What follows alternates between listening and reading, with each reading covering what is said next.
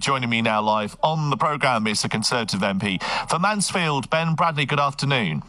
Hi, how you doing? I'm good, thank you. Thank you for your time.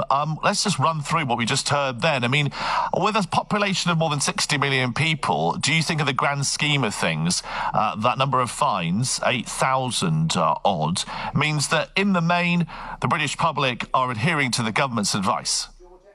I think in the main that's absolutely true. As with anything in life, there's a small number of people who kind of spoil it for the rest of us. But I think in most cases, certainly when I've spoken to my own local police, the people who are breaking the rules currently are the same people that they were dealing with actually in many cases before coronavirus on other issues. I know members of the public would like to see more action taken in some cases, but I think certainly where I am, the police have handled it pretty well.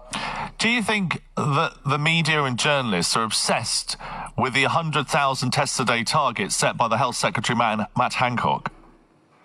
Yeah, sometimes. I think obviously it is a really ambitious target to set, and it might be that we don't quite make that today. But ultimately, I think what it has done is really focused efforts on getting those testing numbers up, and we're up to almost 80,000 tests available every day now, which I don't think would have happened without that real kind of ambitious push and getting the fire under all of those different people and organisations that needed to do that. So whether we reach 100,000 today or next week or whatever, I don't think really matters. I think the point is that we've had this huge boost in that capacity, and we're now able to offer those tests to almost everybody. It would be exciting, would it not, if somebody from the UK were able to come up with a vaccine? We know a partnership's been announced between Oxford University and the pharmaceutical company AstraZeneca to manufacture and distribute a potential vaccine for the virus. If they are able to do that and get a breakthrough, do we have the capacity to roll it out?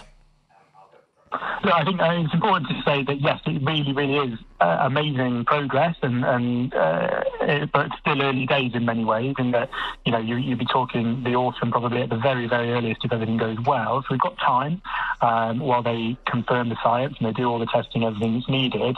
So yeah, I mean, certainly AstraZeneca are a huge company with great experience of being able to deliver something like that. And wouldn't it be brilliant, as you say, if a British university and British company could get that right and deliver something? We know that the government is guided by the science when it comes to decision-making, depending on what they hear from SAGE. Boris Johnson will be appearing later at the briefing. Do you think he's going to offer any sign of positivity or hope when it comes to the lockdown? Because a lot of people are desperate to hear anything positive.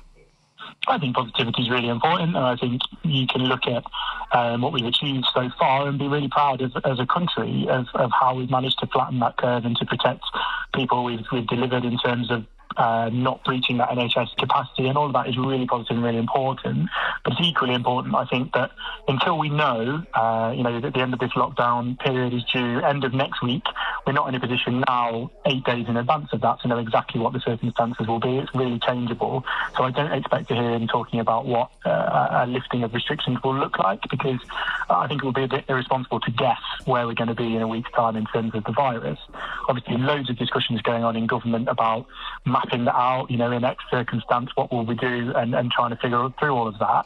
But until we know exactly what the circumstances are going to be in a week or so's time, it's really difficult to make firm decisions. I'm just hearing the latest figures, just to bring to our listeners, that another 391 deaths have been reported in hospitals in England, taking the total number of hospital deaths in England from coronavirus to 20,131. That is down on yesterday's increase of 445. Ben, what support has the government given to the families of those who've died?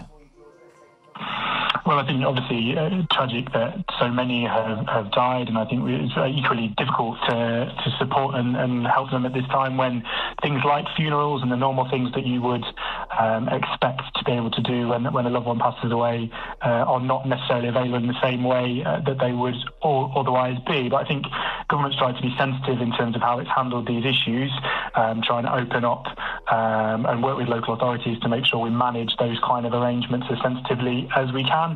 And we are talking to all of those kind of bodies about what guidance and emotional support, mental health support they can make available locally too. Captain Tom Moore, what an incredible inspiration. What a story. What's your thoughts? An incredible man, and happy birthday to him. I think it's his 100th birthday today. So, you know, I'm pleased that he's been honoured within the kind of military in the way that he has been.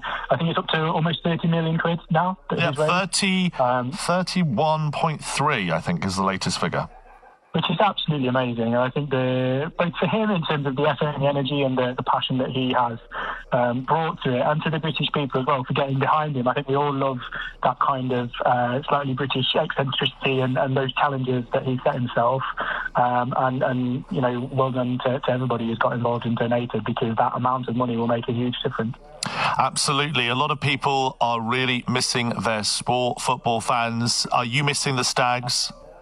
Oh, tell me about it. I'm a sports nut. I'm missing all forms of competition, and I've had to replace real sport and football with just FIFA in my living room, which is not quite the same. Do you watch any of the old matches back? I'm not quite at that point yet. I might get there. But I'm still hoping. If the season doesn't come to an end, it might mean Stags manage to stay up, so we'll be all right. Thank you for your time. Joining me live on LBC News this afternoon, that's Ben Bradley, the Conservative MP for Mansfield.